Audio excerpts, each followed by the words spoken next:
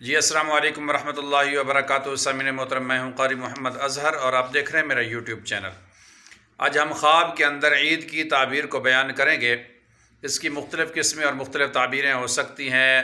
ذی الحجہ کی عید دیکھنا یعنی بقرہ عید دیکھنا، شوال المکرم یعنی رمضان شریف کے بعد والی عید کو دیکھنا، یا عید کے دن لوگوں کا بن سنور کے نکلنا۔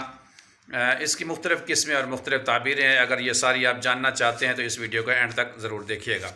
سب سے پہلے حضرت علامہ ابن سیرین رحمۃ اللہ نے فرمایا ہے، اگر کوئی شخص یہ دیکھتا ہے کہ ذی الحجہ کی عید ہے یعنی بقرہ عید ہے اور اس میں وہ قربانی کرتا ہے یا عید کو دیکھتا ہے یا عید کی خوشی محسوس کرتا ہے، تو اس کی تعبیر میں حضرت علامہ ابن سیرین رحمۃ اللہ نے فرمایا ہے کہ اس شخص کا جو ہے کسی عقل مند کے ساتھ واسطہ پڑے گا اور یہ جو ہے اس سے بہت زیادہ فائدہ اور نفع حاصل ہوگا اس کو۔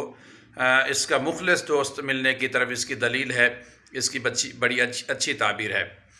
اور اگر کوئی شخص یہ دیکھتا ہے کہ شوال المکرم کی عید ہے یعنی رمضان المبارک کی جو روزے رکھنے کے بعد عید آتی ہے، شوال المکرم رمضان شریف کے بعد والی عید ہے، تو اگر کوئی شخص یہ دیکھتا ہے کہ وہ عید منا رہا ہے یا عید پڑھ رہا ہے یا عید دیکھ رہا ہے، تو اس کی تعبیر میں حضرت علامہ ابن سیرین رحمۃ اللہ نے لکھا ہے کہ اس کا جو ہے اللہ کے نیک بندوں کے ساتھ اس کا واسطہ پڑے گا، کسی زاہد اور عابد اور نیک اور متقی سے اس کا واسطہ پڑے گا اور اس سے اس کو بہت زیادہ نفع حاصل ہوگا، مالی طور پہ، جسمانی طور پہ، عقیدے کے طور پہ اور نیکی کے طور پہ، یعنی اللہ رب العزت کی طرف اس کا رجوع ہوگا۔ اس کی بڑی اچھی تعبیر ہے اور اس کو نفع ملنے کی طرف اس کی تعبیر ہے۔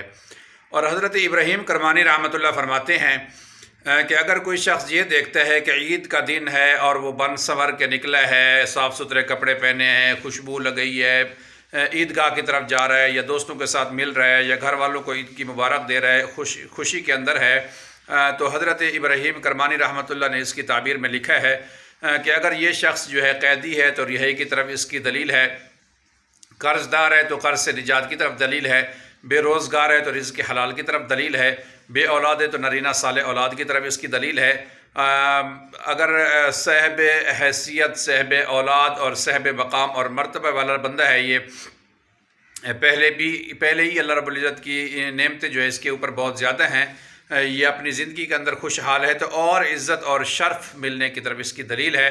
یہ میری ویڈیو اچھی لگے مجھے ضرور سپورٹ کریں۔ اگر آپ بھی کوئی تعبیر پوچھنا چاہتے ہیں تو ضرور پوچھیں۔ ملتے ہیں اگلی ویڈیو کے ساتھ۔ السلام علیکم ورحمۃ اللہ وبرکاتہ۔